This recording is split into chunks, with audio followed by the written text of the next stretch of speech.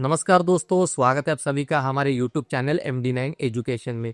दोस्तों, पहले हम क्या करते थे कि इमेज में अगर कोई रिफ्लेक्शन आ गया है या फिर कोई अनवांटेड पीपल्स उसमें आ गए हैं तो हमें किसी थर्ड पार्टी ऐप्स की मदद लेनी पड़ती थी। लेकिन अभी ये सब करने की ज़रूरत नहीं, क्योंकि एडोबी लाइटरूम का 14.4 का जो रिलीज है उसमें आप बहुत ही आसानी से किसी भी इमेज का जो भी रिफ्लेक्शन है उसको आप हटा सकते हैं, और साथ ही साथ जो भी अनवांटेड पीपल है उसको आप रिमूव कर सकते हैं।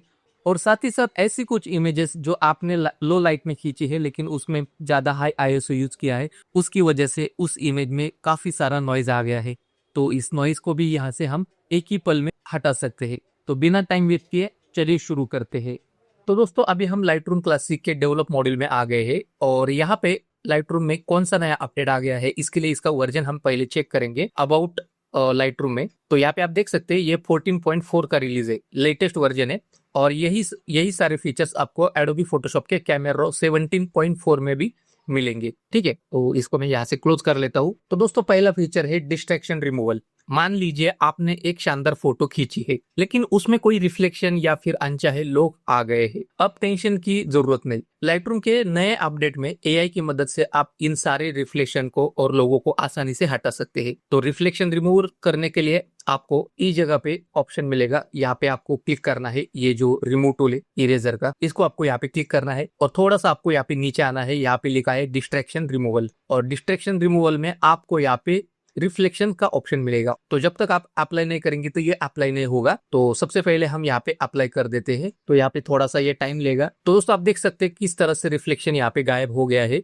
यहाँ पे आपको एक स्लाइडर मिलता है, इस स्लाइडर की मदद से आप इसको कंट्रोल कर सकते हैं। ठीक है, अभी ये 100% पे है। अगर मैं इसको यहाँ पे पीछे लेके जाता हूँ तो जो रिफ्लेक्शन था वो आपको यहाँ पे दिखाई देगा। ठीक है, इस तरह से। तो इससे आप ये तय कर सकते हैं कि आपको रिफ्लेक्शन का जो पार्ट है वो कितना यहाँ पे रखना है या फिर कितना उसको हटाना है। फिर उसके बाद आपको यहाँ पे 3 क्वालिटी मिलती है, एक है प्रीव्यू, एक है स्टैंडर्ड, और तीसरा है बेस्ट। तो बेस्ट चुनने में थोड़ा सा टाइम लगता है, तो यहाँ पे हम बेस्ट को चुनेंगे। तो बेस्ट में और थोड़ा सा टाइम लगता है, लेकिन जो रिजल्ट आता है वो बहुत ही कमाल का आएगा। तो दोस्तों, आप देख सकते हैं रिजल्ट काफी कमाल का आ गया है, और ये पहले से ज्यादा क्लीन दिख रहा है। तो यहाँ पे अगर आप बेस्ट चुनते हैं तो थोड़ा सा टाइम लगता है, लेकिन रिजल्ट काफी अच्छा यहाँ पे आता है। तो यहाँ पर हम बिफोर आफ्टर देख सकते हैं, ये हमारा बिफोर और ये हमारा आफ्टर। तो दोस्तों, अभी हम चलते हैं हमारा नेक्स्ट अपडेट पीपल रिमूवल की तरफ। तो पीपल रिमूवल ये टूल क्या करता है कि कभी कभी आप बहुत अच्छा फोटो खींचते हैं लेकिन उसमें कुछ अनवांटेड पीपल्स लोग आ जाते हैं, तो फोटो बहुत ही खराब हो जाती है। तो यहाँ पे क्या करना है, आपको सिंपल इस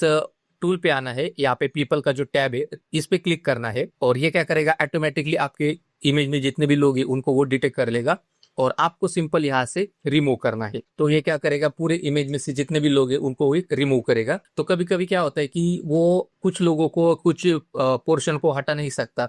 तो यहाँ पे हमें क्या करना है, सिंपल इरेजर पे क्लिक करना है, और इस तरह से इस पोर्शन को यहाँ पे हमें सेलेक्ट करना है। हम चाहिए तो इसको भी यहाँ से हटा सकते हैं, और यहाँ से आपको रिमूव करना है। तो ये 2 टाइप से काम करता है। तो आपको अगर पीपल रिमूव करना है तो आप उस टैब को क्लिक करो, आपके सारे पीपल्स वहाँ पे रिमूव हो जाएंगे। अगर कुछ बचता है तो आप यहाँ पे मैनुअली इरेजर टूल लेके इस तरह से उसको रिमूव कर सकते हैं। यहाँ पे ये ग्लास रिफ्लेक्शन रहेगा, इसको भी हम यहाँ से हटाएंगे। अभी आप देख सकते हैं इमेज पूरी हमारी यहाँ पे क्लीन हो गई है। बिफोर आफ्टर में देखते हैं तो ये हमारी बिफोर और ये हमारी आफ्टर। यहाँ पे नेवर करेंगे, आप देख सकते हैं ये हमारी बिफोर और ये हमारी आफ्टर। तो बहुत ही क्लीन इमेज बन के आ गई है। मैं कुछ बातें आपको बताना चाहता हूँ कि ये जो रिफ्लेक्शन का जो टूल था पहले हमने जो देखा, बड़े बड़े जो विंडोज रहती है उनके लिए काफी अच्छा ये काम करता है, लेकिन छोटे विंडोज या फिर कार की विंडोज रहती है उनके लिए थोड़ा सा प्रॉब्लमेटिक आ सकता है।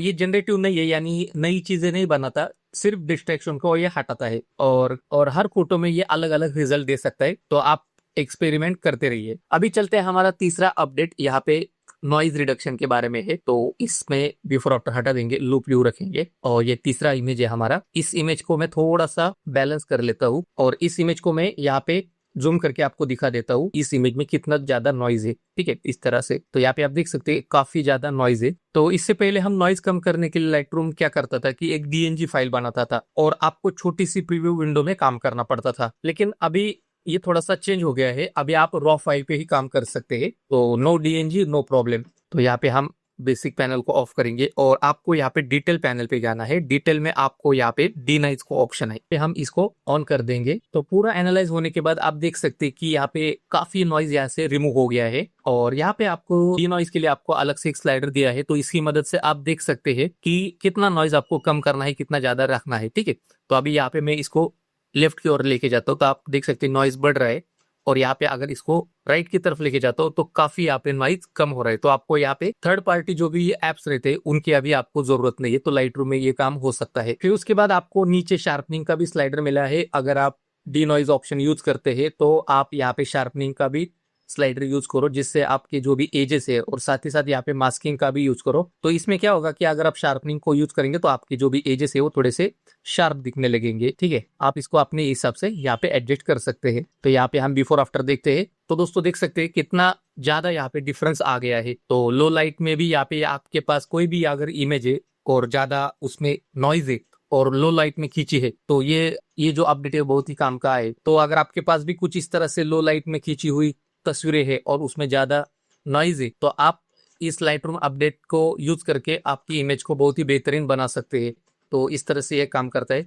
तो अभी हम आते हैं हमारा लास्ट वाला update, AI mask sync tool. तो ये क्या करता है कि आपने अगर कोई इमेज पे मास्किंग अप्लाई किया है लेकिन उसमें कोई प्रॉब्लम आता है, मतलब वो सिंक नहीं हो पाता, तो ये जो टूल है आपको सिंक करके देगा। तो इसके लिए आप यहाँ पे टूल स्ट्रिप है, टूल स्ट्रिप के सबसे लास्ट में आपको एक टूल मिलेगा। तो इस इमेज के ऊपर हम थोड़ा सा मास्किंग यूज करते हैं। जैसे मैं यहाँ पे मास्क पे जाता हूँ और यहाँ पे लैंडस्केप चूज करता हूँ। तो लैंडस्केप में आप देख सकते हैं बहुत सारे ऑप्शन यहाँ पे आ गए हैं। तो यहाँ पे स्काई के लिए अलग से मास्क बन के आ सकता है, मतलब यहाँ पे ये एक अच्छा अपडेट है। स्काई, यह है वेजिटेशन, यह है यहाँ पे है वाटर और यहाँ पे है नेचुरल ग्राउंड।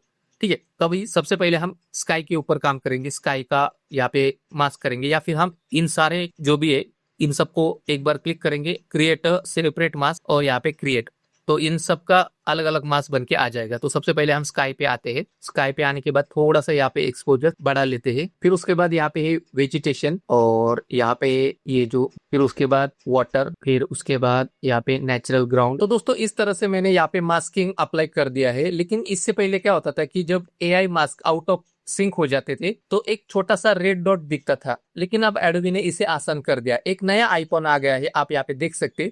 तो ये व्हाइट रहता है, लेकिन अगर कुछ गड़बड़ी हो गई तो ये क्या करता है कि इसमें कलर जो है वो येलो दिखने लगता है। तो इसका मतलब, तो जब भी आप कोई मास्क लगाते हैं या फिर अगर आप रिमूव टूल यूज करते हैं तो वो आउट ऑफ सिंक हो जाता है, तो ये येलो हो जाता है। तो आपको सिर्फ यहाँ पे इस जगह पे यहाँ पे क्लिक करना है और आपको यहाँ पे अपडेट का ऑप्शन आ जाएगा। अभी यहाँ पे कोई भी अपडेट का ऑप्शन नहीं है, तो आपको सिंपल यहाँ पे अपडेट ऑल करना है और जैसे आप यहाँ पे अपडेट करेंगे तो आपका जो मास्क है वो सिंक हो जाएगा। ठीक है, और वो येलो से व्हाइट हो जाएगा। तो इस तरह से ये हमने आज के इस वीडियो में देखा कि किस तरह से लाइटरूम 14.4 में ये अपडेट आ गए हैं। काफी अच्छे अपडेट है, एक बार आप जाके ट्राई कर लो। और अगर आपको हमारे इस वीडियो में कुछ ना कुछ अगर सीखने को मिलता है तो इस वीडियो को जरूर लाइक करें, शेयर करें और सब्सक्राइब करें। तो दोस्तों आज के इस वीडियो में बस इतना ही, मिलते हैं अगले वीडियो में।